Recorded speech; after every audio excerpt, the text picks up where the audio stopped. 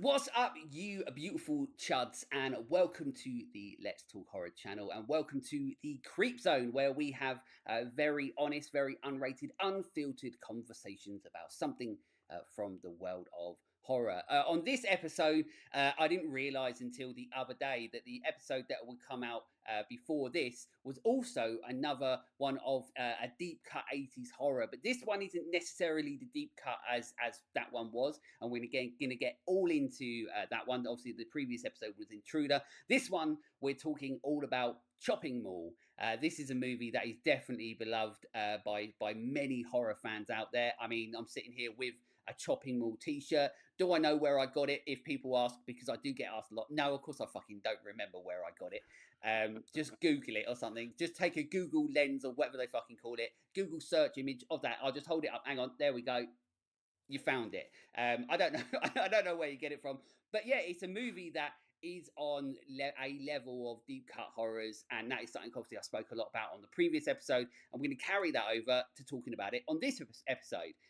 But with me, I have a friend of the channel, somebody that's obviously been on the show many a times, and I obviously I hope he continues to do so if he can put up with me any longer, because I absolutely love speaking to him. He's like my therapy man. He's the most positive guy, in this podcasting world that I truly love speaking to. He's just one of the nicest guys in the world, but also he does an absolutely incredible podcast called the Pop Culture Reflections. I did this fucking last time. Why can't I say Pop Culture Reflect? No, that's wrong, isn't it? Is that right? No, you got it. You got it. Why Yes. do I do Pop this culture every time? reflections. That's it. Pop Culture I don't- Reflections. Every time I did it last time you were on, I'm like, I can't fucking say it. There's something wrong with my brain. It's not working. But Justin, thank you for coming back onto the Let's Talk Horror channel. My pleasure. As far as putting up with you, BP, I love you, man. I'll come and talk to you anytime. So stop with that. Yeah, it's been so long since you and I have had a chance to just sit down and geek out about horror or any type of content. So I am so excited to be back. It's my absolute privilege as always, BP. Thank you. Yeah, absolutely. And when you, as everybody knows by now, if you know the show, I always basically, I don't really pick the episodes that we do. I always like to reach out to my guest. I find out who it's going to be. We work out all the times and all the difficulties of the time zones that there always is because America's so bloody big. Um, so we figure all that out. And then I say, look, just send me over a list of, say, 10 minimum horror movies that you'd like to talk about. I pick one. And in that way, we all sort of then are on the same page in regards to, like, we're talking about a movie that at least we've got something to say about. Rather than picking a movie we both hate and shitting on it constantly, which, you know, we know that that's not really what Let's Talk Horror is all about. And I went through the list and I was just like, obviously one stood out. And of course it was Chopping Mall. Of course. Mhm. But I'm really interested in talking about this movie. And I said a little bit to Justin before we were recording, because this movie is really, really interesting to me in regards to I should not like this movie. And I'm going to piss a lot of people off probably as to it, but ultimately it does have like a good ending. You know what I mean? Like it's a bit of a love story. You know, they end up all Mhm. right at the end, because I do truly love this movie, and it's one of those movies that I've watched so many times. I don't even know how many times I've watched it, but I really shouldn't like this movie. So I can't I can't wait to talk about it and also piss everybody off at the same time, more than likely.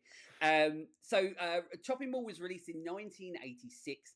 It's directed by Jim Wynorski. That's probably completely wrong. I don't know. It's close enough, It's right? close enough. Yeah, Yeah, oh, absolutely. he made this and loads of other shit stuff. Um, Also, I think he's a flat out pervert. But Yeah. yeah, so I don't know too much about it because I never really look into the pervert side of things.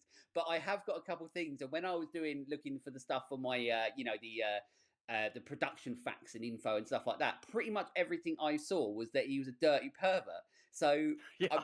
I'm looking forward to everywhere I went. IMDb pervert, Google pervert. So we'll see what happens. And also, I never know if they're dead or not. So I could be talking ill of the dead. I don't know. He could still be around, being a pervert. Who knows? I'll probably get a tweet from him, like I have got many a times from people saying, "Stop talking shit about me." we're fucking see, but I'm going to do it anyway. So this film is starring Kelly Maroney. Oh, that's not Maroney. No, Maroney. I Maroney, think it's that's it. Maroney. Yeah, Yeah, which you would have seen from what was she in Night of the Comet? I think she Night was of the in Night of Comet. the Yep. Comet. That's pretty much all I know her from. But other people will, I'm sure they'll know. Of course, the absolutely beautiful woman that she is, Barbara Crampton, my absolute crush for many years. Um, you can't go wrong with a bit of Crampton, as I say. That sounds like the most English thing you could possibly say. It sounds like I'm trying to have like a cup of tea or a crumpet or something. Um, Sounds Carrie, like it. Yeah. Carrie Emerson, Tony O'Dell, Russell Todd, and some others. That's all I've put. There's basically it's an ensemble cast of loads of people. Are they any good of it in it? We'll see. Um, so in IMDb, it's 5.6 out of 10 and 55% on Rotten Tomatoes. Smack bang in the middle. To be honest, it's where I expect this movie to sort of be. Of course, there will Hmm. be a lot of people that are probably, tipping their fucking tables over by saying that, but oh well. Um, Google synopsis wise, this is actually really shit. Eight teenagers get trapped in a mall after hours, and three murderous security robots chase them. That's what Google says. That's like the most AI synopsis I've ever read. It like doesn't even It, work it properly. it is, but it's also kind of what the movie is. So it's Yeah. almost shit, and yet the most accurate synopsis ever. So it's a bit like this movie, really. It worked, Exactly. but it shouldn't. So the first question that I love to ask is, when did you first see this movie? Do you remember when you saw this movie, Justin? So funny enough, like you and I are very similar in the fact that we came to horror at a young age, and we grew up in the '80s and '90s where horror was the big thing at the video store. And my big thing was I would go to the video store and I would look at the boxes, and I'm like, okay, this looks fucking awesome. Mom, please, I beg you, please let me rent this, or rent this for me, I should say. And Exactly that's the how it same, yeah. usually went. Exactly. So, movies like Return of the Living Dead and all the Friday movies and The Nightmare on Elm Street and Zombie Flesh Eaters and all that shit, right? That was the stuff I wanted to see.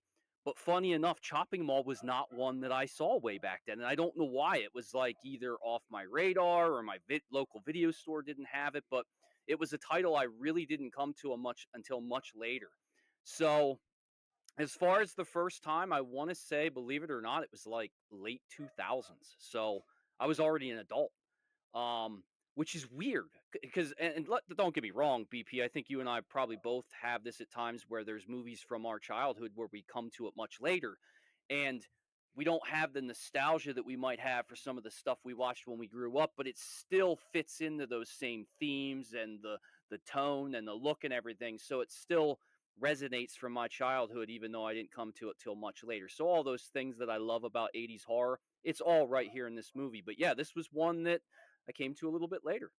I love how literally I could just play everything that you just said, and it's exactly the same as what like how I came to this movie and how I feel. I was exactly the same. It was like, we had a blockbuster because obviously over here we only really had. I know over in US, obviously you had like a was it Mamas and Papas as well? I think it was or something like that. Like different stores. Pretty much over here it was pretty much Yes. just Yep. blockbusters. And we had one literally like diagonal from my school. So I walked out of school and I could see Blockbusters. And that was like my library. Like I didn't do any learning. As everybody knows, I'm thick as shit. So I did no learning at school. I literally went to Blockbuster. I would go in there, see what films I wanted to rent, and then I'd say to my mum, "This is what I want to rent," and then she'd go down rent it for me. And then that's how I got to see things like Evil Dead and so on. And then that's it. And also, I would go and steal Fangoria magazines, and then that's how I found out all the other shit as well. So I love that we have so much similarities in regards to that. But I'm also quite pretty similar to yourself as well. So I can't remember what age I was, but I was definitely late teens watching this one because it was when we started getting like DVDs and when they started like doing like the bigger DVDs and the bigger box sets. Obviously, you would get the extra disc with special features and stuff, which is the fucking greatest time for like horror fans because we get to, Hmm. we got to have these 2, 3, 4 disc editions of, I remember when they released Army of Darkness on like a special 2 disc, and it was just so like the whole second disc was just special features. And I'm so sad that we really don't get that as much anymore, because it was such an insight into like the movies that were made. But also for somebody like me who wants to make a film and be a filmmaker, you like got fucking loads of tricks and shit like that, like how to make prosthetics, and it was the fucking coolest thing ever. But Chopping Mall was one of those that I saw. I didn't get a chance to see it on VHS. I got to see it on DVD. I probably was around, I don't know, anywhere between the age of 14 to say like 17 or so. I think I was. And it was Mhm. a movie that and in absolute brutal honesty, I enjoyed it, but it was a movie that I was just like, oh, okay, like, because this is what I call like my heyday of horror, where every single I was constantly trying to watch horror and every different horror film I could. So I almost like brushed past so many horror movies because I was like, let's watch this one, let's watch this one another night, let's watch this one. And then we get to like my old man age now where I'm like, I don't think I've ever seen this one. And then I realize I've seen it 5 or 6 times. And the second I turn it on, I go, oh, I know the whole fucking film. And then Mhm. I'll keep watching it. So, but yeah, and I'm exactly the same with you in regards to this. Like this is a film. Like if I'd have watched it later, like I mean, I had it recently with Trick or Treat. That was a movie that I had always sort of known about, but we never really got a proper release over here. So I always wanted to see it, and then very recently, I finally got a chance to see it because I got a German copy of it, and it's still not in any streaming services over here whatsoever. And now I'm gutted I never got to see that movie when I was a kid because I'm like, that would be like Mhm. my favorite movie ever as a kid. But you're right, like films like Trick or Treat, films like Chopping Mall, even though we didn't get to see them, they almost feel like you did see them. You know what I mean? Because Right. they're part of that nostalgia. They're part of that time in 80s or 90s and so on horror that you're very very connected to. That you're almost like you feel like it's still part of you. Does that make sense, or am I Mhm. talking like a fucking It idiot? makes no, it makes sense because I'm like that with any movie that I see from this era, and I had that happen too, where I thought that I'd never seen a movie. I watch it, it instantly comes back to, takes me back to when I was 7 years old watching the movie and didn't realize I ever saw it. But you're so right. Like, you drop us into a shopping mall, for example, in the 80s, like, okay, yeah, this is very relatable. So even if I didn't see it until much later, it feels like it's part of that same experience I would have had with any of those type of movies back in that era. So it all has this connective tissue that I think, regardless of whether you have the nostalgia of watching it as a 10-year-old or not, it still just really kind of connects for you. And I think that's where this movie, and I'm much like you, I'm not sure if I can say this is a movie I shouldn't like, for example, or shouldn't talk about on my show, because this is probably the kind of movie I would talk about on my show, which is funny because I haven't even covered this movie yet. So we'll see. But at any rate, it has all that like sort of pop culture stuff that really makes sense for me with the type of content I love to talk about. So even not having that, connection from my childhood, which is kind of what my show was always built on, was reflecting back to when I was a kid and what it meant to me. So even though I didn't see it then, I'm with you. Like, it checks out for me. It feels like it exists in that same timeline for me, even if it didn't. And I know it probably doesn't make a whole lot of sense, but I'm kind of with you on it. Yeah, I mean, yeah, we probably people who know what we mean will know what we mean, and I think that's the thing. But Right. exactly, and especially like we both have spent a lot of time like searching out horror, loving horror our whole lives, and things get like a little bit blurry between the lines, and that's the thing. So you do forget a lot of films that you watch, and then you're like, oh shit, yeah, like, yeah, I have seen this a million times, and then sometimes you Hmm. get to watch one that you haven't, and then you just fall in love with it. But it's still, even though, like I said, Trick or Treat is a movie that feels like it's such a huge. It feels like it was a massive influence on me, even though I never watched it. And it's Hmm. so weird and wild to think like that. But I think it's just when you're so in love with something like horror, and what it has to offer and what it is and what it means to you and what it has done for you, as on a personal level and on a mental level growing up, and it was something that was there for you, um, Hmm. when you needed it, just then then that's why horror is so important. That you feel so connected to a film like Chopping Mall that we might not have seen when we were kids. We saw it as we got a little bit older, and then started doing all the Yep. fucking shit that I fucking shouldn't. But but anyway, yeah. So as Google sort of said, you are essentially in this movie where we follow an ensemble group of characters. They're like they're workers, so they're not like teenagers. I'm assuming they're like what, like 21 or something like that, around that sort of age. And they're basically they're workers inside of this mall, and then it all sort of goes tits up because of these murderous kill bots. So we open the movie. Now, I don't go through it synopsis wise. I try not to. Obviously, I used to do that on the show. But a movie like this, sometimes it's a little bit easier to start right at the start. Because at the start of this film, already it had me laughing because you have like the film starts where you've got like this almost like fake advert for these kill Mm-hmm. bots that are basically, I mean, the fact that they've got an advert for a mall killbot is a bit fucking weird anyway. But I don't know if you noticed this, but in the in the 80s, there was like every time that somebody had to be a bad guy, and I literally spoke about this in the last episode about Intruder. They constantly have to paint on like 5 o'clock shadow to these people that Yep. look so fucking Yep. evil. Every time it makes me laugh because this guy who's in the advert, he's like proper blonde with this like almost Hulk Hogan style stubble. It makes Mm-hmm. me laugh every time, but then that way like you're proper into 80s movies. You know what I mean? It makes me I laugh. do. Yeah, it makes me laugh every Did single you time.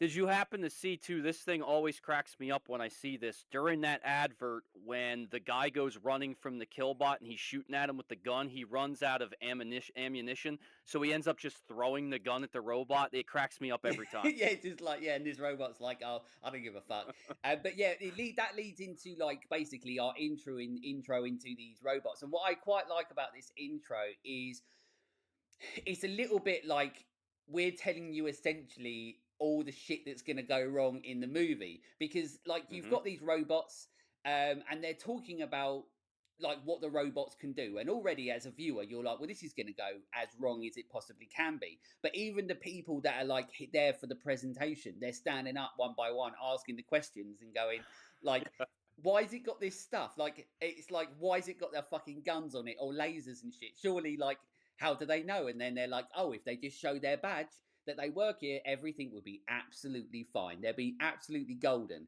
And obviously, we're like, no, but I like that it's almost as if they're asking the questions that we're asking as a viewer. Um, Right.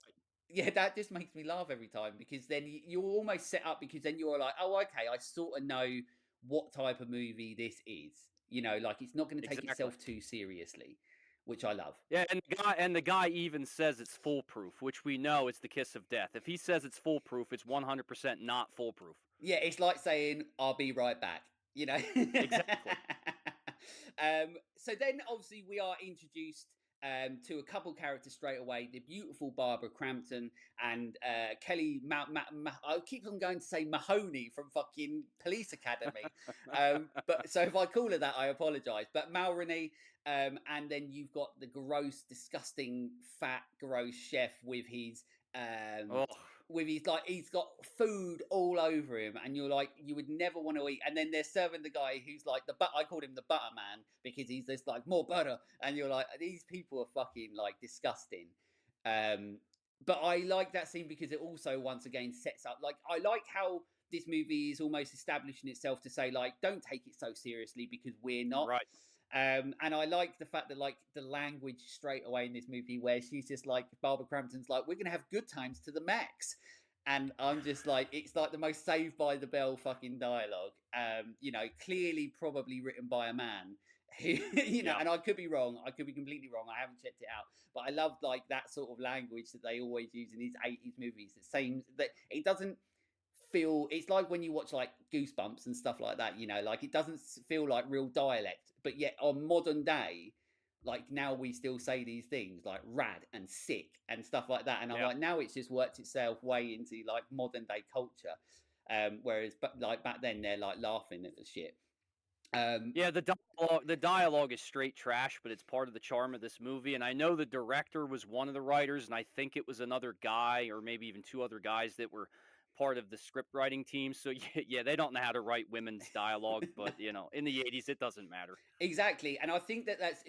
I always really find it funny and interesting how you can always tell when it's a man that's written dialogue, and that's why I know the reasons. Obviously, why John Carpenter's Halloween works so fucking well because he had Deborah Hill, and she got Hmm. it. You know what I mean? And then you're like, oh, okay, these are living, breathing women characters, female characters. They're not just like a man's version of what a female character is, while she's having good Exactly. times to the max.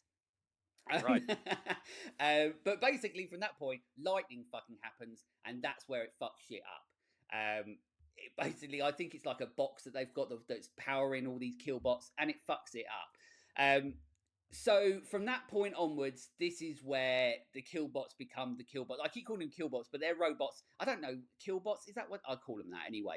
Um, but that's essentially Well, where yeah, the the original I think the original working title for the movie was Killbots. So, and then okay. I don't even know if I think I remember reading either on on release that was still the title, and then they changed. I don't remember when it got changed, but I think the script and then the working title during filming was called Killbots, and then they changed it thinking it wasn't going to do very well with that title. Yeah, you're exactly right. I've just remembered that I saw about that. Yeah, you're right because that's where I must have got killbots for because I thought I can't be that clever. But there was like there was killbots. Yeah, originally I think it was called Kill. Like you said, it was originally called Killbots. They released it. It didn't do very well, so then they changed the name to Chopping Mall. And then when they changed the name to Chopping Mall, it started doing really well on VHS. And then that's when Right. it Yep. started building up the legacy and the cult status that it has, which once again I'm looking forward to talking about. One thing I don't know about you, but it's also, and you said the word as well, and there's going to be that word's going to come up quite a lot in this discussion, especially for me. Is this film is obviously charm, and that's what it has for it, and I think that ultimately is going to be where I figure all this out. It's going to come Hmm. down to a lot about charm. Um, but one thing that the 80s never got right is future robots. I don't like there's a lot of things I know that like obviously look, there's going to be restriction in regards to technology and stuff like that. But I always feel it's always funny that when you have like things like computers and robots and anything like that, when they were doing it in the 80s, they're like, this is what the future is going to be like. And it's Hmm. nothing like it whatsoever. So the as much as the charm of what the killbots are, they do look like shit. Like is in Hmm. regards to I'm not they're not intimidating. They're basically like fancy Daleks from Doctor Who, like there's nothing overly apart from the fact that they've got like guns and shit and lasers, Yep. but I always find it funny where like movies like this become more of a time capsule because when it revolves around technology. So it always makes me laugh when you see movies like this where they're based around some form of technology doing something and it's in the 80s and then you're like that looks like shit and it's not what we have in the I, future.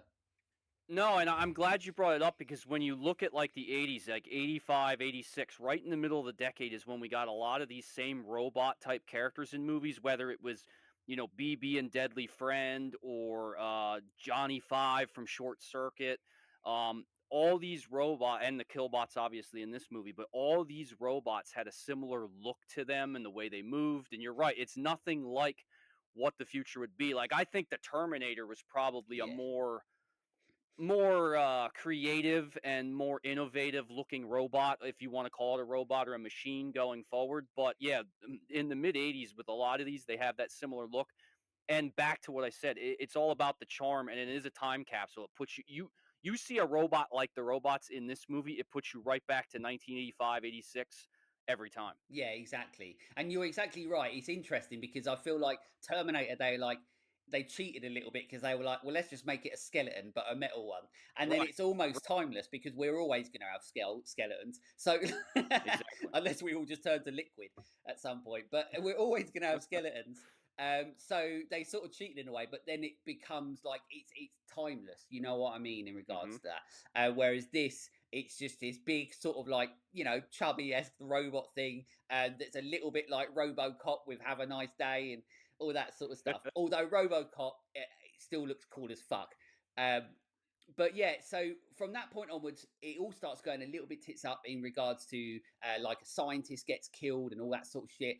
But then we're introduced to the proper 80s douches of the movie. You know, the people that you basically, and a lot of the time in the 80s as well, the male characters are always so unlikable. Like they're always proper douchebags. And what's weird is that I couldn't tell them apart because all three of the main guys have exactly the same hair color. Like I couldn't fucking figure them out. Like every single one had it kept on cutting between the cameras, and I was like, his hair's the same, his hair's the same, his hair's the same, and I was getting so confused. So at some point, I just gave up, and I was like, I don't know who's talking.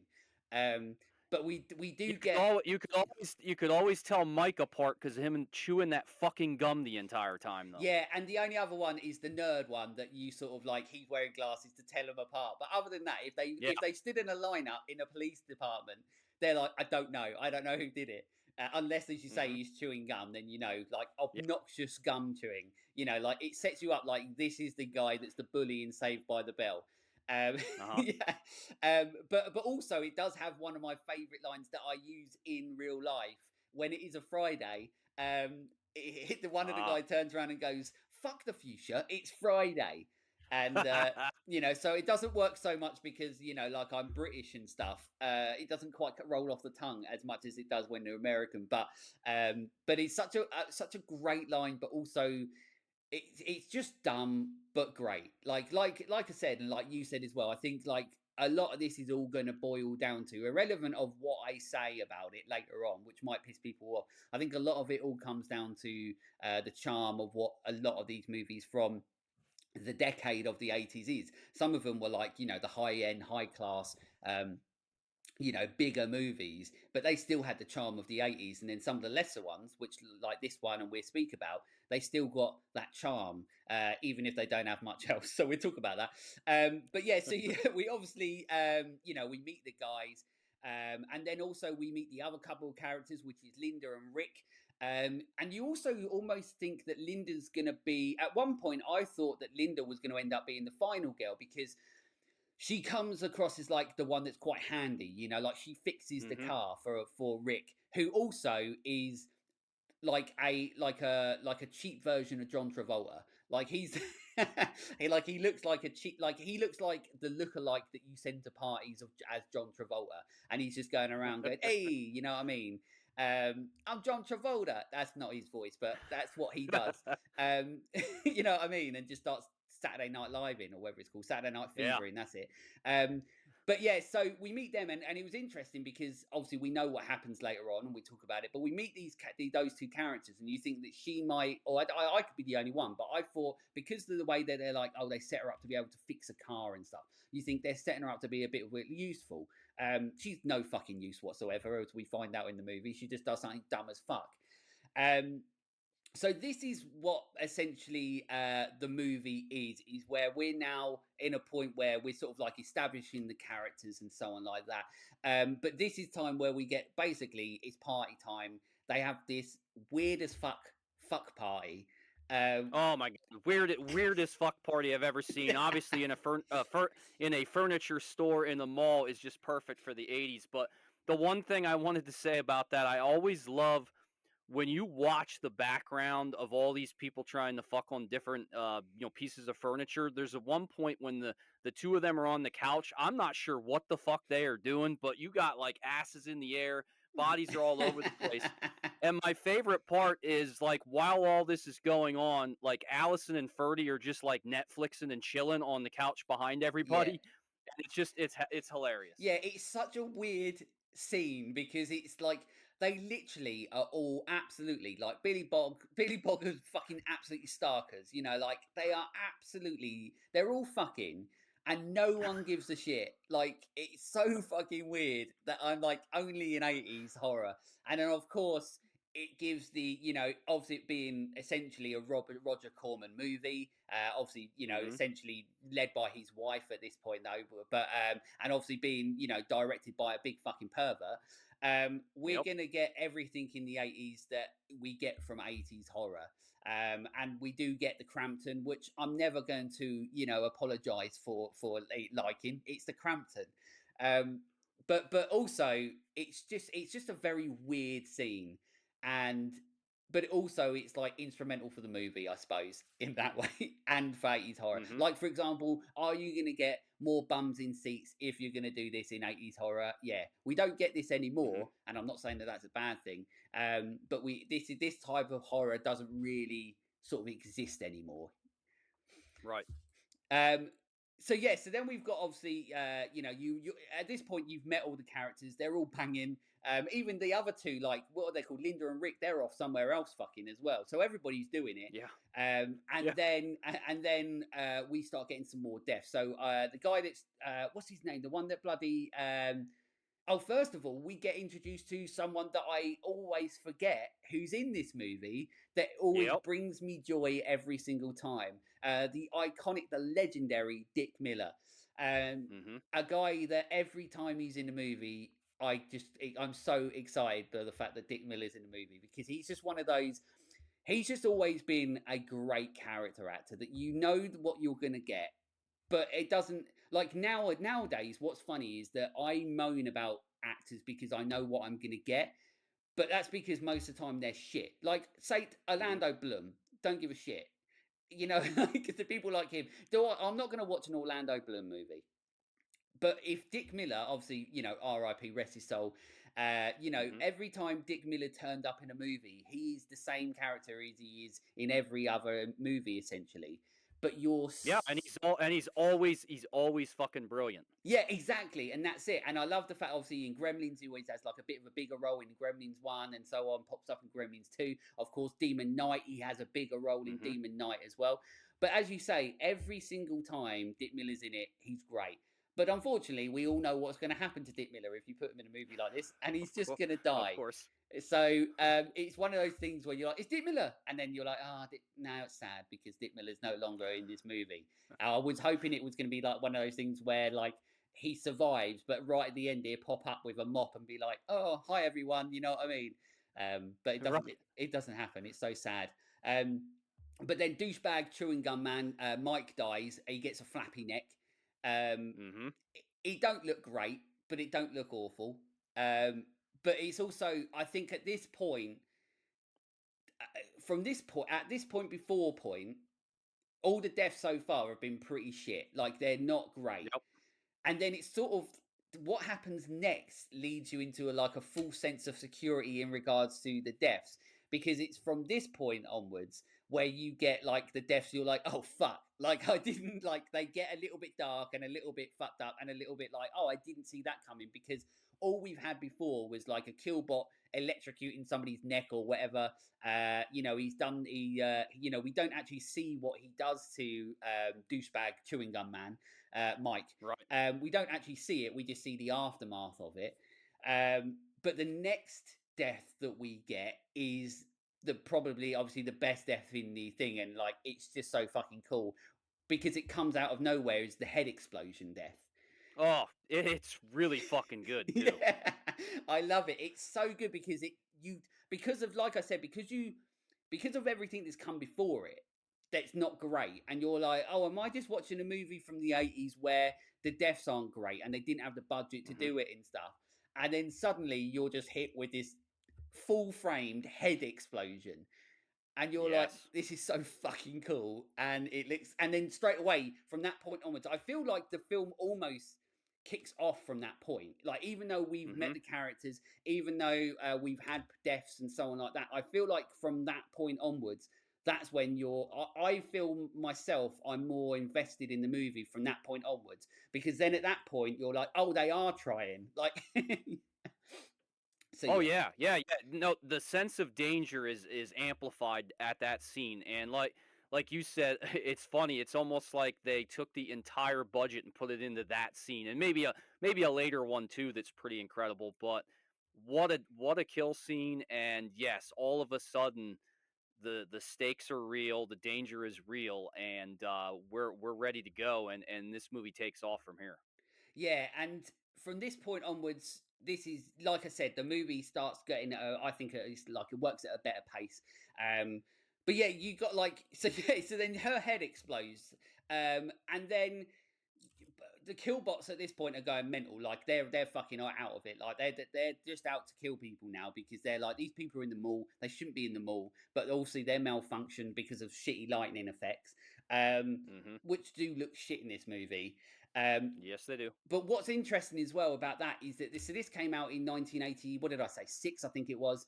The Yep. same year as Trick or Treat, but the effects in Trick or Treat is actually like incredible. Like for the time, there's like the lightning stuff that he's shooting out of him and stuff, and being a lightning man. It looks really good, and that's a highlight. So it's funny that within the same year, you've got great lightning effects to really shit lightning and laser effects. Once again, yes, of course, it adds to the charm, but Mhm. it does look like shit. But what can you do? It does, but yeah, it's like we almost want it to for what this movie is. I want it to look like shit because again, it's part of the charm. And if they're gonna spend money, I'd rather it be on fucking exploding a chick's head than on better lighting, lightning effects and stuff like that. Yeah, you're exactly right. Like if you're gonna get something that has like a head explosion and give the impact that that does, then of course you're not going to worry about lasers. But then Right. sadly, uh, beautiful Barbara Crampton, she's the next one to go. Sadly, and she also dies in not a nice way. But also, and I do want to speak about this as well because one of the highlights, and I think one of the biggest highlights of this movie for me is the stunt work. The stunt work in this movie is really really good. Like obviously, it's not Barbara Crampton being set on fire, but Mhm. every time I watch this, I'm like that person is fully on fucking fire. Like they are fully Yeah. ablaze, and that like that is just like where it's one of those moments where you're like, what a fucking great job, but what a fucking gnarly job it is to be a stunt person, because Mhm. whether that was I don't know whether it was a female or a male. Predominantly, I don't know if it was a male under there because the body shape changed a little bit, so it could be a male. I don't know. They Yep. just was with a wig on. But they go through the fucking shit in this movie. You've got obviously, and I know Kelly, I nearly did it again, Kelly Mahoney. But I know that Malroney, she did a lot of her own stunts in this as well. So fair play Yep. to her as well. So, um, you know, I mean, she's also as well. She's a fucking like she's. You can tell that she's the type of person that can kick ass. You know what I mean? Like in Oh real yeah. life, you know that she could be in a bar and like throw a good fucking punch, and a good kick. Mhm. And I love her for that. She's so good, and she's great in all the movies that she's in. She's just got a great character about her. Like I feel like the person that she is outside of the movie, I feel like she brings that into the movie. And then it always makes her characters really fun, like in Night of the Comet as well. Like there's something where Yes. she's really good at humanizing characters and making them feel more real. And then you enjoy the journey, but also it means the stakes are higher as well because you're like, oh, here's actually a character that I like rather than people I don't like. And then I you start to enjoy it more. Yeah, I'm so glad you brought that up. 'Cause you're like taking the words out of my mouth because I really like Kelly Maroney at this time. Because I'm with you. Like, there's this likability, there's this cuteness to her, and back to what you said. There's always this believability in her characters, whether it's this one Allison here, or whether it's her character in Night of the Comet, or even she has a role in Fast Times at Yeah. Ridgemont High. Like every time she's in a movie we feel like we're getting the authentic Kelly Maroney on the screen, and for that reason, like you said, I like her so much as an actress, and it's like every time I see her on screen, I'm rooting for her, I'm behind her, I want to be friends with this woman. Like Yeah. she's everything great about characters from this era, and she absolutely kills it in this movie. And back to, I know we said charm a lot, back to what I think I love so much about this movie, in addition to all the things we've talked about, and even in spite of some of the shit things in this movie, I think she's like the driving force for this in this movie for me, and the reason why I go back to it so much because I love her. And I same with Night of the Comet. I go back because I love her in her roles. She's incredible. Yeah, it's like you're exactly right. She's the type of person that, in the confines of the movie itself, you're like, yeah, I'd like to go on a date with her. But also, you're like, in real life, because you feel like that's who she is in real life, you're still like, I'd love to go on a date with her. Like, I'd love to go and hang Right. out with her. And that isn't an easy thing to do because a lot of the time, like, we're like going, well, this person's just doing a shit job. Like a lot of the times I mean, not just in 80s horror, but just in movies in general, there's a lot of shit actors out there. And you're like, I don't want anything to do with these people. But Mhm. that's what's great about this is that, I mean, and I think quite a few of the characters in this are like that. Like I think even though we know like the dialogue isn't necessarily written well, and I think the guys are just the typical douches. Apart from the Mhm. guy that's the nerd that I always forget his name. Um, Yeah, 30. 30, that's it. Like he's there a little bit more, like he's there, as the counterpart to, Kelly Mulroney and so on like that. But yeah, Mhm. you're exactly right. Like as much as I love Barbara Crampton and so on, she gets the off earlier on. But we're her, our rest of the movie, our journey is with Kerry Mulroney. I just didn't say fucking Mahoney again. I'm just gonna call her Mahoney. It's even easier. But we're with Mahoney, and and we're more put in that journey with her because exactly like you're saying, because of the way that she humanizes these characters to then like you're like, oh okay, like I don't want anything bad to happen to her, Mhm. because she's just bloody adorable and you don't want anything to happen to her. And also you Right. know that she could probably beat the shit out of you in real life because she's just double R. Exactly. But she does some great stunts to go back to that as well. She's got like a bit where she's hanging off the side of the thing. Also, a bit of a hate in that moment as well because it's one of those things where it's like, what set piece do we need? We need a bit where she's almost hiding from them and escaping them, and then they're trying to find her and they can't find her. So their thought was, let's have her hanging over the balcony, like the railings and so on, in this mall. So, and then obviously, at some point she's going to lose her grip and fall down, like classic, movie trope. But what always Mhm. makes me laugh is that literally behind the fucking robot, there's a counter that she can literally hide behind, and they can't do anything about it. Like they can't. They're not like ET where they can extend their neck and like or long fucking fingers or whatever. Like they can do Right. nothing. So like there's nothing they could do about it. And the whole time you've got literally a shot of this fucking robot doing spins around on its tracks, and you're like, and then she's hanging on for dear life, and you're like, you could have just gone in that little kiosk thing and you would have been absolutely fine.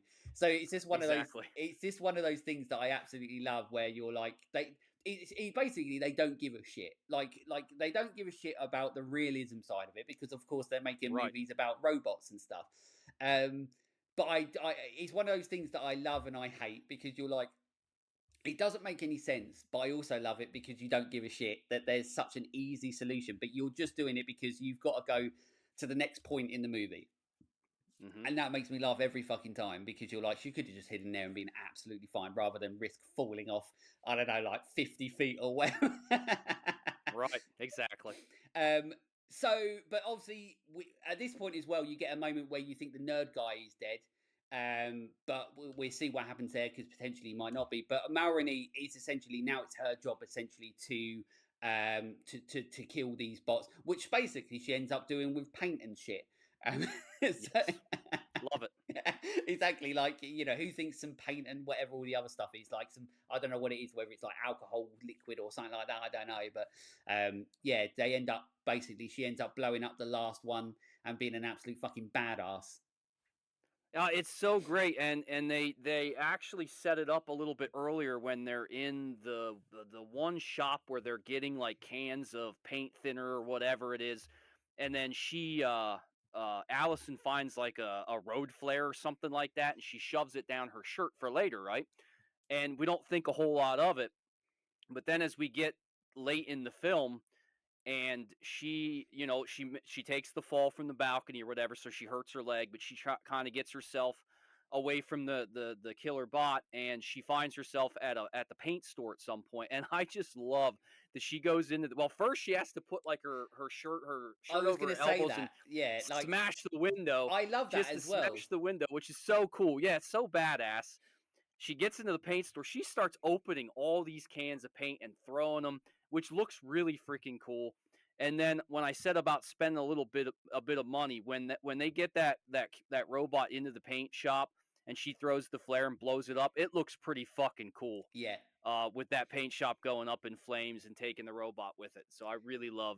love the way that climaxes there. Yeah, and I'm glad you said that as well, because that's one thing I'll talk about that in a second as well, in regards to, because at some point I will get into trying to figure out what it is that I love about this movie, even though obviously we've spoken about it. But this is a movie that confuses the fuck out of me, because, and I'll go into why. But after that moment, we find out that the nerd guy isn't dead. He comes back, and essentially they live happily ever after. And of course, Hmm. being the badass that Kerry Maroney, fucking Mahoney, the fact that she's so dope and she's so fucking badass, she deserves to survive.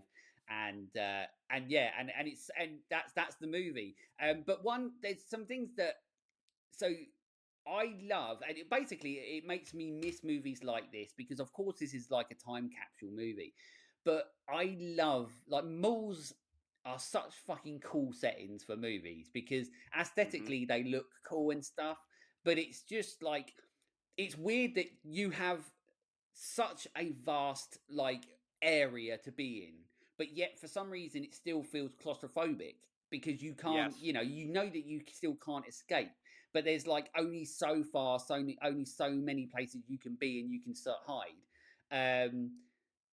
That there's still something quite claustrophobic about a mall, even though we think of them as being like big places. Obviously not so much anymore, because malls like this don't really sort of exist anymore. But I really love the setting of a mall, especially for a horror film. I think it's so cool. Oh, I agree. I think one of the things, just another one of the things I should say that I love about this movie is that it takes place entirely in a shopping mall, which again it is a bit of a time capsule. It's very 80s for that reason. But I'm like you. I like the aesthetic of a shopping mall for all the reasons you said. That it's so large, there's so many places to go, yet it feels so intimate in a lot of ways and and claustrophobic, like you said. And then when you couple that with killer robots in a shopping mall, like this is everything that an 80s kid wants. Yeah, yeah, The action, the kills, robots, shopping mall, women, sex, all that stuff. It all works in the 80s. So I think it's just all of that. And like I think of a movie like Dawn of the Dead, and the sequences in the mall there as well are so great. And it's just something about a shopping mall in the late 70s into the 80s that just really works from an aesthetic standpoint. yeah. And it makes you sad that we don't and can't really get that anymore, because Hmm. I would love to have a movie now where it's just like a modern day horror in a mall with fucking insane effects, insane deaths. We don't Yep. necessarily have to have like the weird fuck scene, where they're all doing it and can't find their own places to do it, and they have to do it all together. Hmm. But it would be really interesting to see what it would look like now to do it.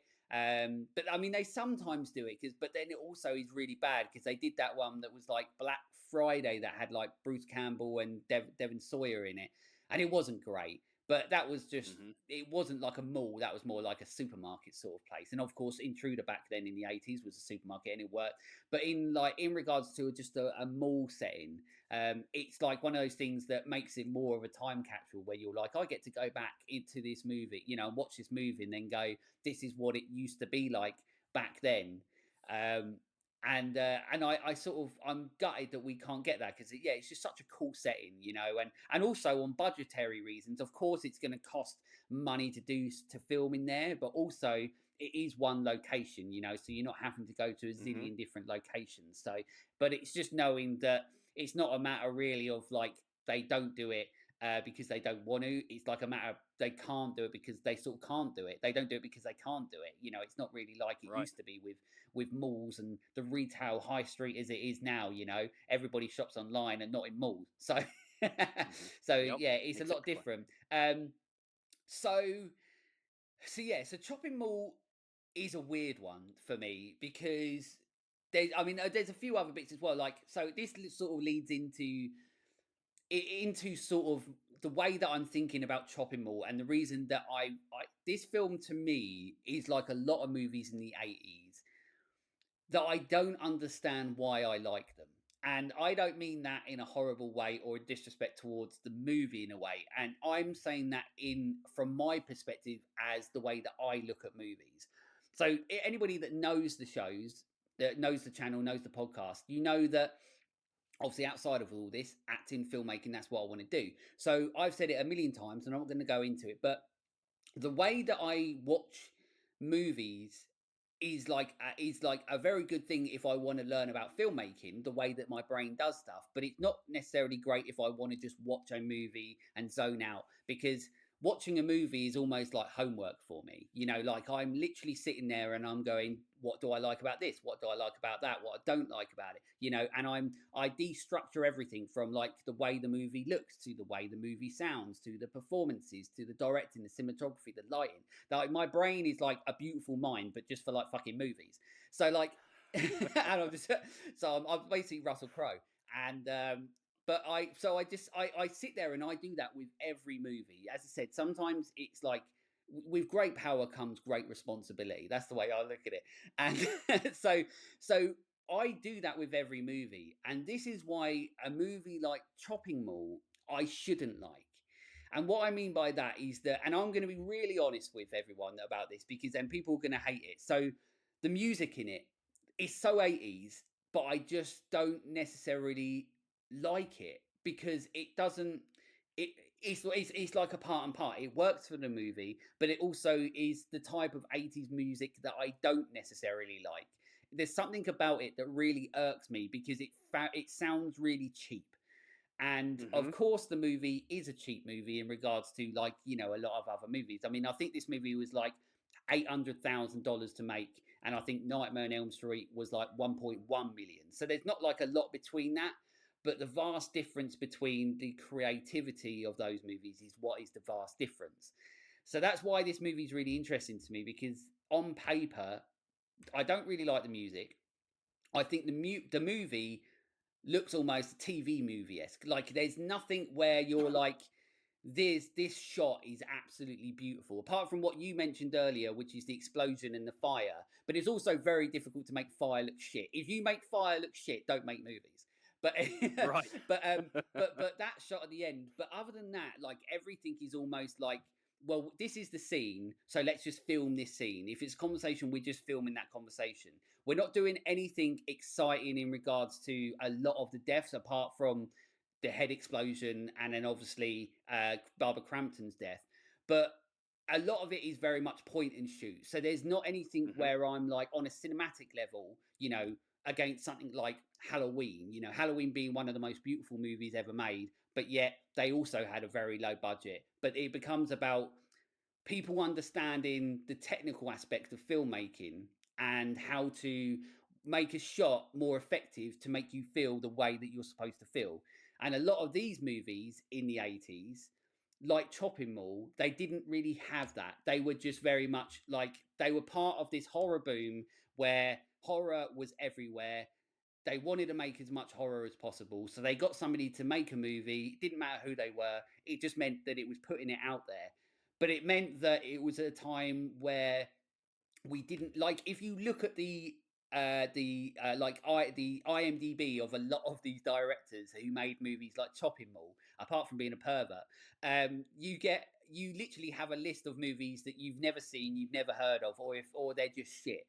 Because a lot of these are like directors for hire. So they're not Mhm. necessarily people that are cinematical masterminds, like your John Carpenters, your Wes Cravens, and people like that. So once again, that's another reason why I should hate this movie. The writing's bad.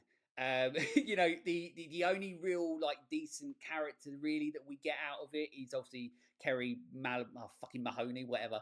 And I real feel so bad for not getting her name right, so I apologise. Not that she'll ever listen to this or watch it, but I apologise. I'm just so fucking dumb, I can't do it. And of course, Barbara Crampton, but the characters aren't necessarily written well or likable. So I'm like, and obviously the robots, they look like shit. The effects, they look like shit. Um, so apart from the head explosion, so I'm like, why do I like this movie? And I think it does come down to what you said earlier on, which is charm.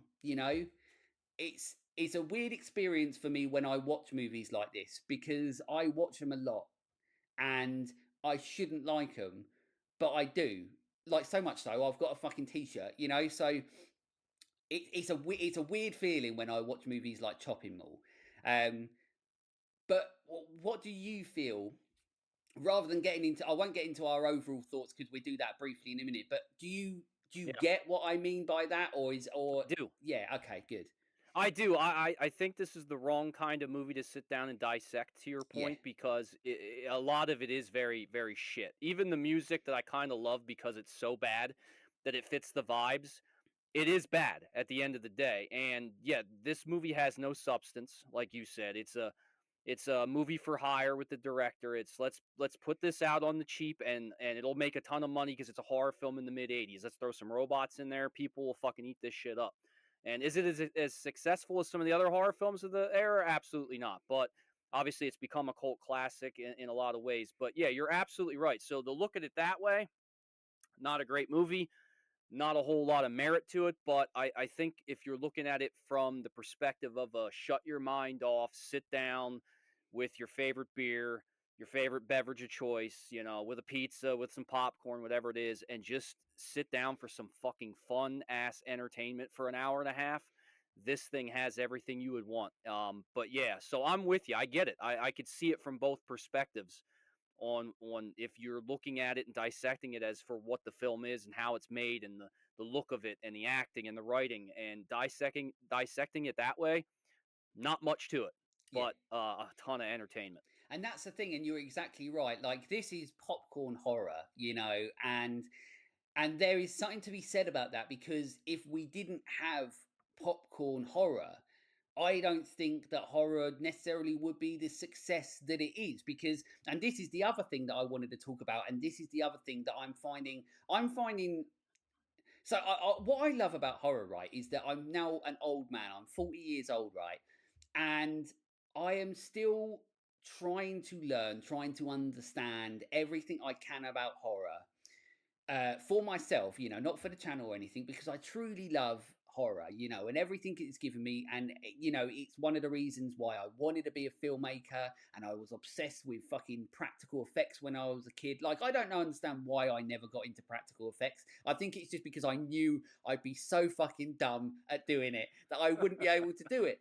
Um, but there's but even at this age, like what I'm finding now, and this is the reason why I chose, speaking about Chopping Mall that when you sent it over, and also really wanted to talk about Intruder, also to pay my respects to obviously the late Scott Spiegel as well, with directing the Intruder, is that what I'm really getting into and really trying to understand is like where we are a modern day horror, and I'm not going to go into it too much because I spoke about it on the other episode and I'm speaking about it a lot at the moment on my live streams and stuff, is that we are in a very different time for horror. And almost the horror that we're in now is very almost reflective of where we are in the world. It's very nihilistic in its approach, in its tone, in its execution. That's where we are in the world of horror. Now that doesn't mean that I'm saying that it's not any good, um, but also I am saying that it could be a lot nicer than it is. Like as I said, I don't necessarily. I want to watch a film, irrelevant of how I feel about Chopping Mall on a technical level. I also love how I feel when I've watched Chopping Mall because I'm like, I've just watched a fun film and I feel fucking like fun. You know what I mean? And you, like you said, like you can watch this on your own and still have fun, but you can watch it with a group of friends and you're just sitting there having the best fucking time. And when it's finished, you're great. You're in a great mood. It's fun as fuck. Um, and that's what these types of horrors do for you. Whereas modern day horror, like I find it like difficult to watch them with a group of people because then at the end of it, everybody Hmm. feels like they're like fucking shit, and they're like, "Oh, that was heavy," In the words of like Marty McFly, that was heavy, doc. Like Yeah. So, so that's why it's interesting because what keeps happening now is that I've been almost studying 80s horror in a whole. And I've been really obsessed with trying to understand deep cut horrors and the different levels of deep cut horrors. And what's really interesting to me is that Chopping Mall is a type of movie that not everyone knows about, and it's very interesting. And we said beforehand, like when I spoke before the show and stuff, that it's interesting to me that if I ask, say, like 10 people who, if you are somebody that says I like horror, most of the time you're like Nightmare on Elm Street, Friday the 13th. You'll know those movies, you'll know those franchises, right? And this is what is so interesting and intriguing to me is how in the 80s there was so many horrors that there's so many different levels of deep cut horrors. So then if I ask those same people that know Nightmare on Elm Street and Friday the 13th, do you know Chopping Mall? I would say out of those 10 people, maybe like out of those people, not many people are going to know Chopping Mall. If I ask somebody that does involve themselves a little bit more in horror, maybe 5 or 6 people will be able to tell me anything about that.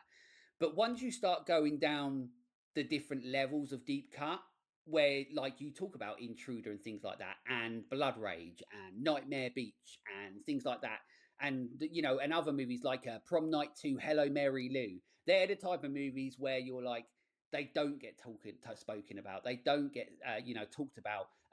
Out of those 10 people, 1 or 2 people might know about them. But what I find really interesting about them is that because they are the deeper cut of horror, it doesn't mean that they're shit, because they are actually the creative, because of the movies that they are, they're way more creative. And this is once again another reason as to why I always think to myself, why the fuck do I like Chopping Mall? Because you take a movie like Intruder, for example, and for me personally, if you compare a movie like Intruder to Chopping Mall, they are so vastly different in regards on a technical level, because Intruder is a very good, very clever technical movie. They play with lighting really well, which this movie doesn't do. They play with the different types of shots and angles. It's very Sam Raimi-esque, even though it's Scott Spiegel, but it's very Evil Dead-esque, where there's so much creativity and uniqueness into how they're filming it, but also you've got the characters. And obviously in Intruder, you have, for me, some of the all-time kills that you'll ever see, because the practical effects in Intruder are unbelievable and you're in awe watching them. Once again, I don't get that when I'm watching Chopping Mall. And that's what's wild to me about horror, is that the 80s horror is so vast, it is so different, it's so interesting, it's so intriguing, but yet still irrelevant of the type of movie that Chopping Mall is and how it's made. I'm still in love with it and will take it over so many modern day horrors that I watch Hmm. any day. So yeah, it's just wild to me. The 80s horror is so fucking interesting, that it needs to be studied more. Yeah, you're so right, and it's like there's great films, there's shit films, and there's a lot of stuff in between. And then there's a lot of great films that are hard to sit through, or you can maybe watch one time and have no desire to rewatch again. So in a world of those type of films, and especially some of the modern horror, and don't get me wrong, there's a lot of great modern horror, but there's a lot of also modern horror that's hard to sit through the entire thing or have any desire to go back and rewatch. So I appreciate movies like this, and I want movies like this to exist. The movies that you can watch thousands of times, and regardless of your mood and what you're doing, you could pop this in for an hour and a half and have a great time with it. And that's why I appreciate stuff like this. Yeah, and I think it's like one of the big reasons why there's been such a success with Terrifier. Because Terrifier feels like these movies, like they Hmm. feel like your Intruders and your films of the 80s. They feel like they belong in that deep cut bargain bin horror. But what I love about the Terrifier movies is that they are the movies that I love, because they're on a technical level. What Damien Leone is creating over there is incredible, what he's creating for the budgets he gets, and it's so inspiring. But what we get to see on the screen feels very reminiscent of like the old school 80s, even 70s to a point horror, where, like Hmm. we said, you sit there, you watch it, and you've had a fucking blast. Like, I remember when I watched Terrifier 3 at the cinema, I came out of it and I was like a kid. I was just like, how it was like watching Jurassic Park for the first time. It was like I had so much fucking fun watching Terrifier 3, came out the cinema, and I just wanted to watch it again. Whereas a lot of modern day cinema, I'm like, I never want to see that again. Not necessarily because it's Right. just, it makes you feel like shit. Hmm. And like I said on the other episode with Intruder, for me, it's all about earning it. It's all about earning. If it wants to make me feel like shit, you need to earn making me feel like shit. And a lot of movies don't necessarily do that. And then that's where I have a little bit of difficulties. And then that's when I have to go back to a film like Chopping Mall to make myself feel better, even though it's a movie, and these types of movies are movies that I shouldn't like because of my fucking stupid dumb brain. Um, but I can't get enough of them, especially at the moment. So yeah, is there anything that before I get into production info and that, is there anything that we missed that you wanted to talk about with Chopping Mall? Is there anything extra or No, I think we kind of covered the things that we need to. I do want to just shout out the other thing I love about one of the characters in this movie, Rick, that you mentioned earlier. He actually played Scott in Friday the 13th Part 2, which is one of my favorite movies of all time. So I wanted to he give him a did? quick shout out on that. Yeah. So is he the guy that's at the start who's like because there was a guy at the start that's like smuggling something underneath his jumper, but he's also in a Friday the 13th Oh movie yeah, as yeah, yeah. well, No, he was he yes, he's or the a Nightmare guy on that Elm played Street. yes, he played Joey in Dream Warriors. That's it. Yeah, that's right. I knew there was something because I saw him and I was just like, I've seen him, and then he's gone, and you're like, oh, Yep. okay. Which is also another random bit like trying. I feel like he's trying to rob something, but he's robbing like the Yeah, biggest fucking thing, and you're like, oh, okay, like you're gonna get caught. it's ridiculous. Yeah, It's but it's yeah, awesome. yeah, it's so great, and that's the thing. Once again, there's so much charm to this.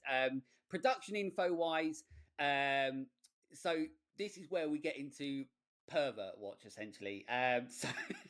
So according to co-writer director Jim Wynorski, he cast Kelly Maroney. I might have said it right then. I don't know because he I think wanted. you did say it right. Fucking hell, I've done it. But because he wanted to date her, and he thought that casting her in the movie would be a chance for that to happen, and to avoid him being a perv, someone was replaced in the movie because they wouldn't do the sex stuff. Fucking wild. It's like insane. Like, one, It is. go to Google, look up a picture of the guy. He ain't getting a date with Kelly Maroney anyway. Um, but it's insane that that's like the powers that were there in 80s horror in cinema was like what for one I'm not hiring this person now because she won't do like fucking she won't sexualize herself for my movie, but also I'm hiring this person because I want to date her. Also, I would have loved, like, we know that she would have beaten the shit out of him. So I would have loved to know if there was somewhere where she knocked him the fuck out. Like, I would love for that Oh, to be somewhere. oh, I would love it. Yes, I want to see that on YouTube. Yeah, absolutely. While technically funded by Roger Corman's company, he wasn't actually credited as a producer on this movie. His wife, Julie Corman, was the film's main producer, and and the movie was made for around $800,000, which also is a little bit surprising. She lets the weird pervy stuff going on. So this bit I like because it's almost a little bit of payback. But during filming, Jim Wynorski he volunteered to do a stunt himself to demonstrate that it was actually safe. But he broke his ribs in the process and didn't tell anyone until the production ended. So there you go. So he thinks he's Bobby Big Bollocks walking around trying to date everyone and being an all round pervert. But he breaks his ribs and he fucking deserved it. Um, Oh yeah, what an asshole! yeah. What an asshole, man. And the last one I've got is originally titled. Oh, we said this earlier. Yes, originally titled Killbots. It performed badly theatrically. So they decided to change the name to Chopping Mall when it was released as Chopping Mall. Obviously, it performed a lot better as on VHS and has created the cult status of what Chopping Mall is. Um, there we go. That's some production info in regards to overall thoughts. What are your quick overall thoughts on Chopping Mall? Yeah, I think we kind of hit it all, but it's basically a mid '80s shit film with not great writing, not great directing, kind of a nothing film that was put out there, like I said, on the cheap to make money, like horror films did and do always. But it's a perfect popcorn horror flick to just sit down, take an hour and a half, and enjoy the ride with some fun characters, some shit dialogue, awful music that just kind of fits the tone, killer robots that look ridiculous but so take you right back to the mid '80s, and a lot of nostalgia for people who grew up in this time. Just whether it's the shopping malls, the look, the music, the hair, like you said, the attire, all of this, the practical effects in some ways are really great, other ways they're shit. which is such a weird, dynamic in this movie. Um, but yeah, I think if you set your expectations properly, you'll have a good time with this. I think to myself, when I think about 80s horror, I wonder what today's generations would think of something like this. I wonder what my daughter would think of Chopping Mall. And I think a lot of the younger people probably won't get the charm of this movie. The A24 era and whatnot. I Yeah. just don't think we'll appreciate the campiness of some of these 80s horror films, especially a movie like this, and I don't think it'll quite appeal to them. But having said that, if you grew up there in this time, I think you'll have a great time with it. It's a lot of fun for what it is, and like I said, all the shit stuff just adds to the charm and the appeal for this movie, and that's why I will continue to rewatch this movie, for the rest of my life because I just have a great time with it. Yeah, and you're exactly right. Like, it's interesting to see that where we are with modern day horror, where we are with modern day cinema experiences, where we are with modern day what is socially acceptable and everything like that.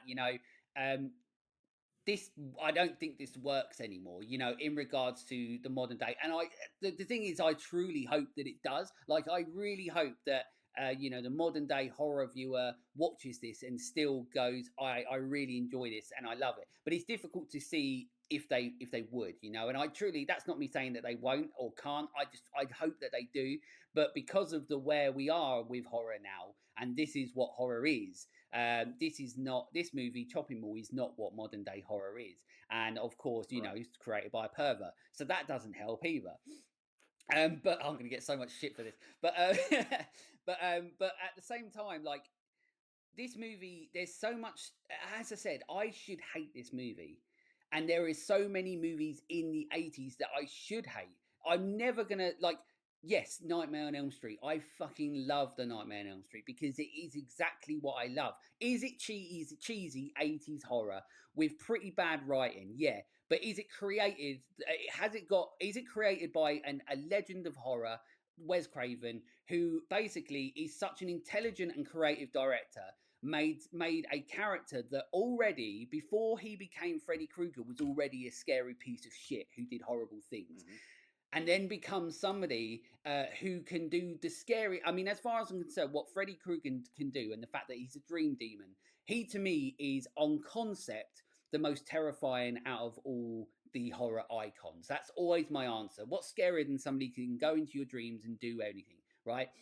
Agreed. But Yeah. also Nightmare on Elm Street, it's beautifully shot. It's got great lighting. It's got a great soundtrack. The theme to Nightmare on Elm Street, anybody that knows horror knows it. I mean, it's got fucking two. It's got the 1, 2, Freddy's coming through you, and it's got the theme.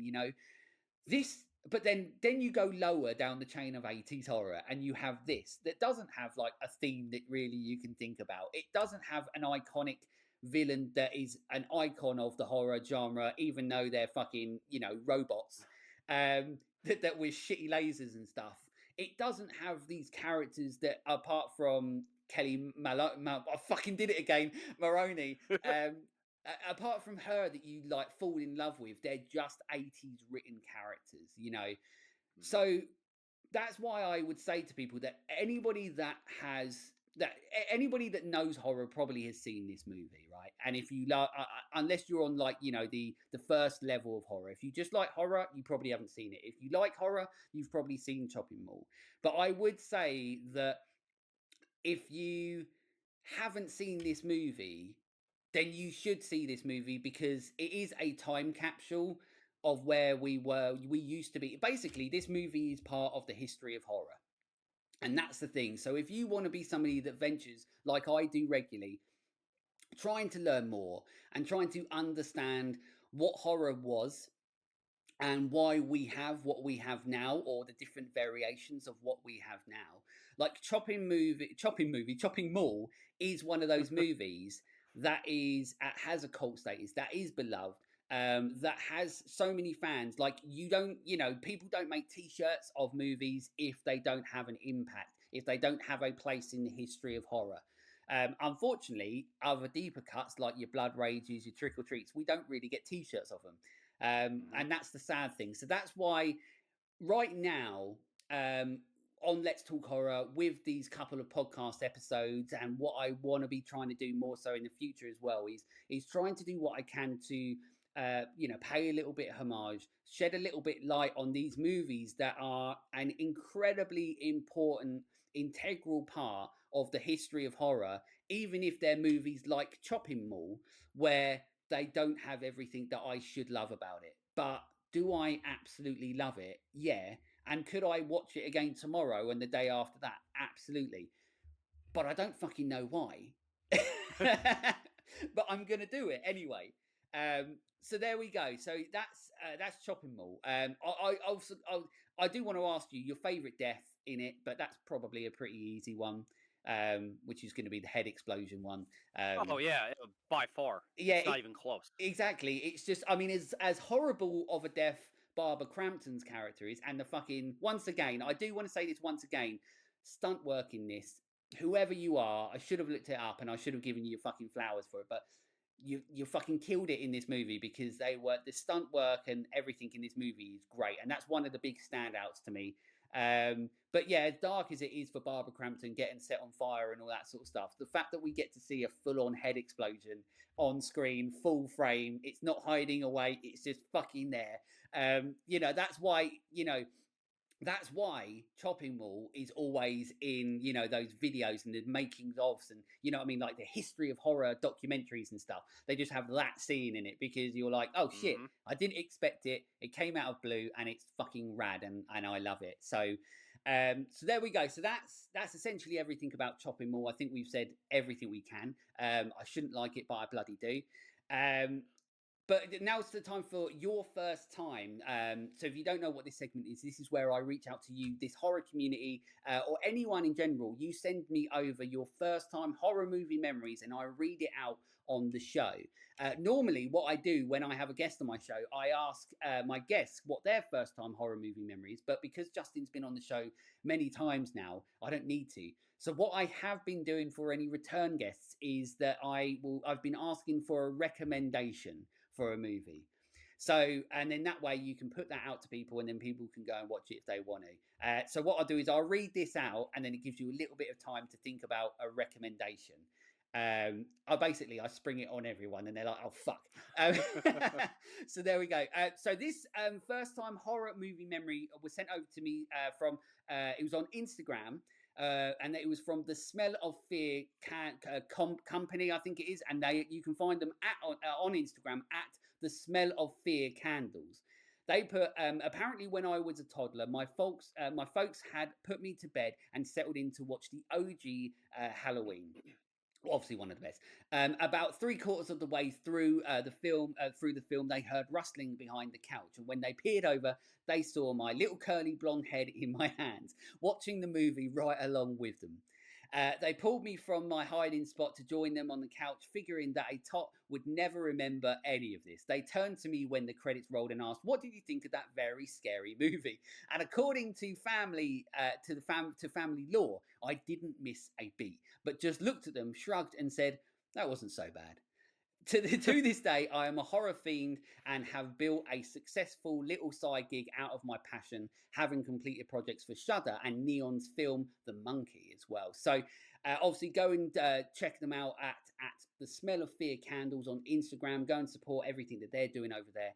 And obviously, what a truly fantastic memory as well. And honestly, this is why I love this segment. So anybody out there that's watching this, that's listening to it, get in the comments, send me something on Instagram or anything. Do it as a DM because people keep on doing comments. I can't copy and paste comments, and also it's a pain in the ass. So just send me a DM with your first time horror movie memory. I add it with the rest. I read it out on the show. But for me, I truly love reading them and I love hearing them, and they bring so much joy to me, even though they shouldn't, because obviously sometimes they're about people getting fucking traumatized.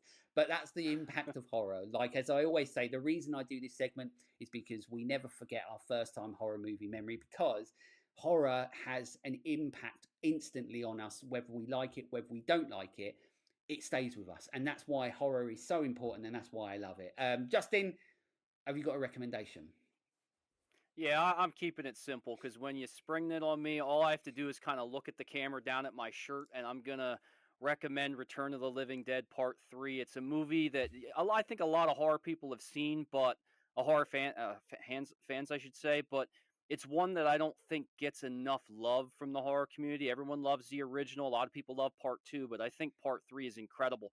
I think back when you and I when I came on your show before and we talked about The Fly and how that movie is really at its core a tragedy. I think Return of the Living Dead Part 3 is as well. It's more of a love story than anything, but I also love the look of it. You know, just something about the early 90s and the institutional aspect of it and the industrial look of it and the story again. Almost has a little bit of like Bride of Frankenstein themes to it in a way. It's such a great movie, and Melinda Clark, who plays the main character, Julie, she is fucking awesome. Such a great performance, and the makeup effects are incredible when she starts poking stuff through her Yeah. skin and everything to deal with the pain of being, you know, the undead is incredible. Such a great movie. It's definitely one of my favorites, and as much as I love Return of the Living Dead, the original, which is one of probably my 5 favorite films of all time, I think part three is right up there with it. I love it so much. It's so unique and it stands out from the rest of its franchise. So that's my recommendation. For those of you who haven't or haven't in a while, go check out Return of the Living Dead Part 3.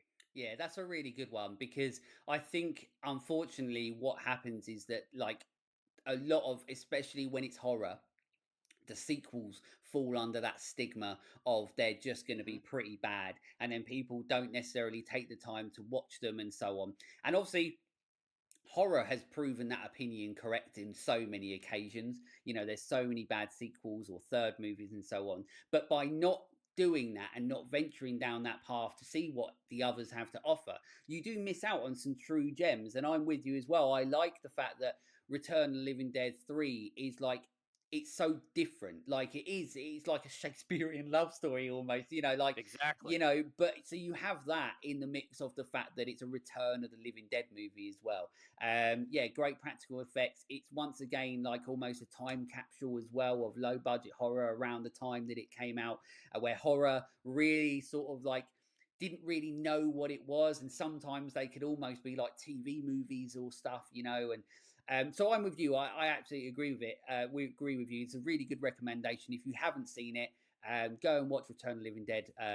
Part three, number three, can't remember, but go and watch it because yeah, you might be pleasantly surprised. But also do that with a lot of other horror franchises as well, because there are some where you're like, oh shit, like that, I might actually like that more than the first one. Mhm. You know, it's very difficult to top Return of the Living Dead, but there are some sequels that are very good as well. Some of them aren't, but you know, but as I said, like, you know, we've got. I always say we've got Hellraiser to blame for that, because as soon as you start putting, as soon as you start putting CDs into people's head, you know you've lost the plot.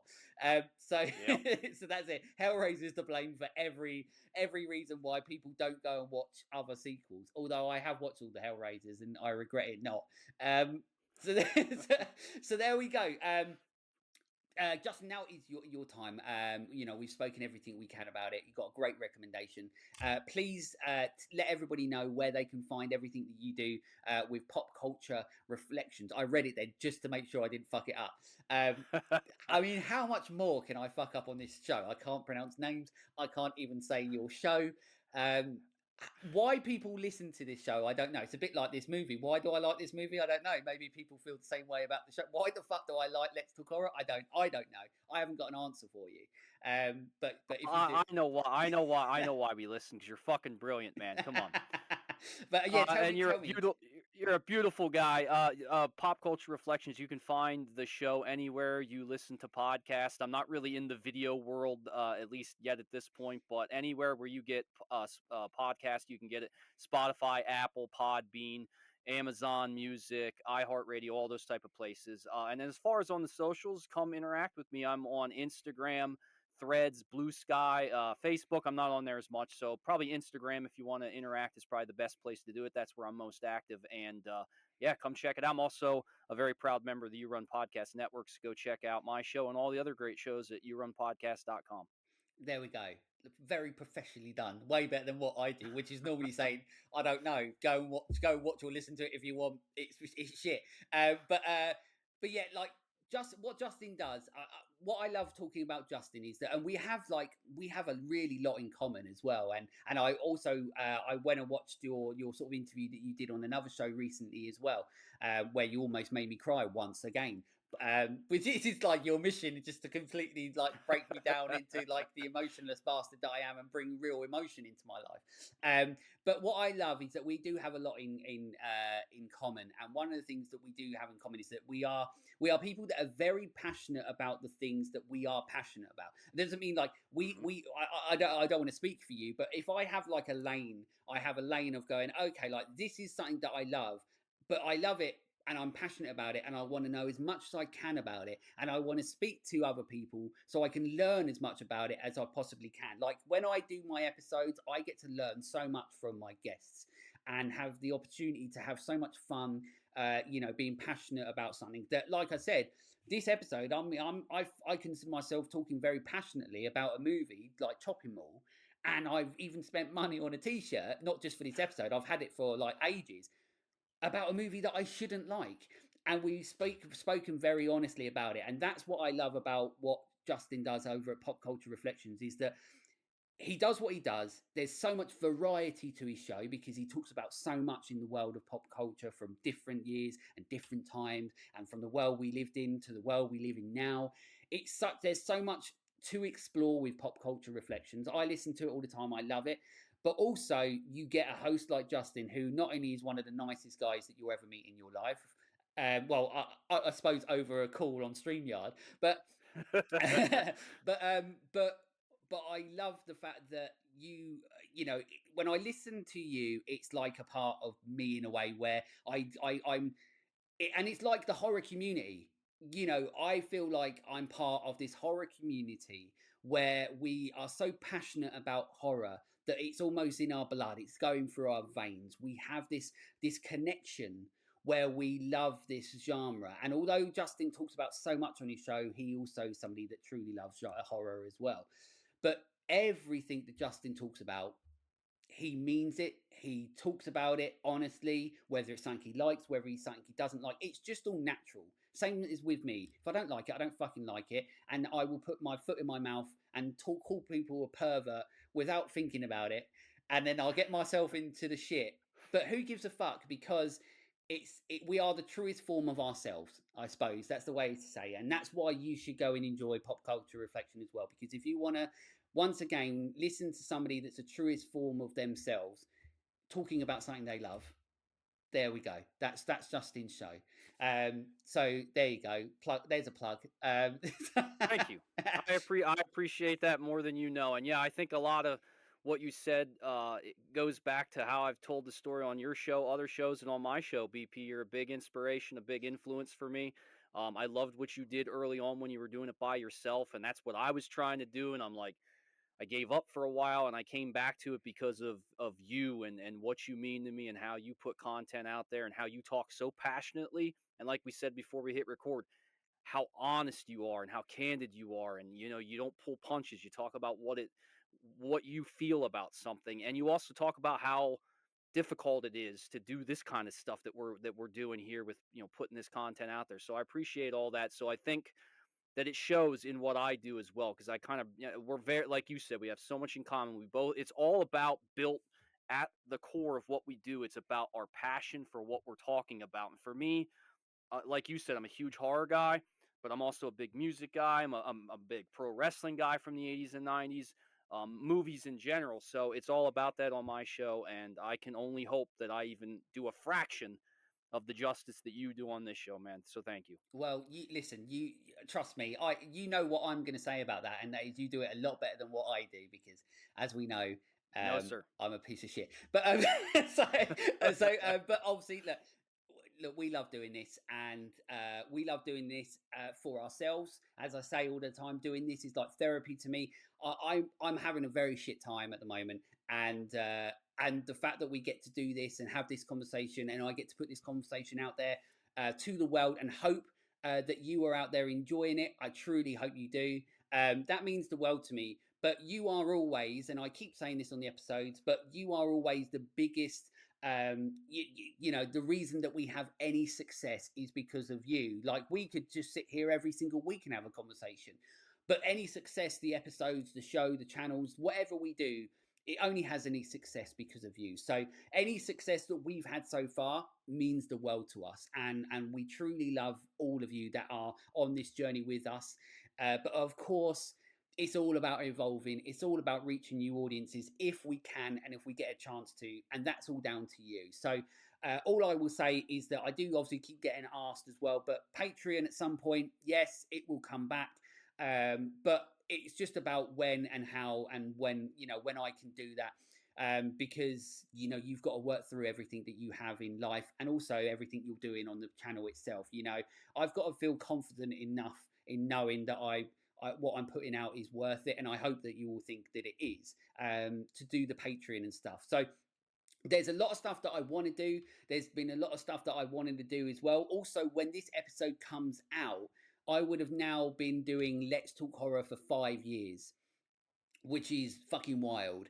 And I am so appreciative of anybody that's been on this journey with me from the start, when I was talking into a phone, not knowing what the fuck I was doing, just enjoying everything that horror is and talking about it, and then people understanding that and enjoying that and being on this journey with me, to now, where I get to continue to have conversations and get to meet incredible people like Justin and people all over the world, and conversations and people that are in movies, that I've I mean, literally the other day I got a fucking tweet thing from the guy from Joseph Winter, who was in a Made Dead stream, and I'm a horror fan, so it's not anything to do with the channel. It's to do with the fact that I'm had like a little chat sort of thing with Joseph Winter. Like, that's so fucking cool to me, and I wouldn't have that. I wouldn't do this. I wouldn't have that if it wasn't for what you lot allow me to continue to do for now 5 years with Let's Talk Horror. So I love you all. Unless you're a dickhead, then I don't. But if you're or a pervert like the fucking guy that made this movie, you know, you all mean the world to me, and I truly hope that you will do everything you can to continue during the journey with me. But also, I really hope that you'll do everything you can to help me continue it by evolving it and reaching new audiences. And that's so easy, because all you have to do is like it, subscribe, follow us on the socials. Obviously, we're on all the socials. Go and watch it, go and enjoy it. I'm trying to put out a few different videos as well. But it is what it is. I'll put out what I can, and I hope that you enjoy it. But yeah, so thank you to everyone for allowing me to do what I can to try and entertain you by talking about horror for 20 I nearly said 25 years, then fucking hell. If I'm doing this for 25 years and I'm where I am now, and I'd be the shittest person at this thing ever in the world. But also, as I've already said, please go and support everything that Justin does, and anybody that's on the You Run podcast network as well. There's some great podcasts over there, so go and support them as well, because they're all fucking killing it. But I think I will. If I keep talking, I'll go for a fucking ever, because you know what I'm like with my weird brain. So, Justin, thank you so much again for coming on Let's Talk Horror. I love having you on the show, and I honestly can never wait until we have another chat again. Yeah, I love it as well. It's my absolute privilege and honor to talk to you anytime about anything. So thank you. Can't wait to have you back on my show at some point too. So we'll get there for sure. Thank you. Absolutely awesome. Well, until next time, stay creepy, fuckers.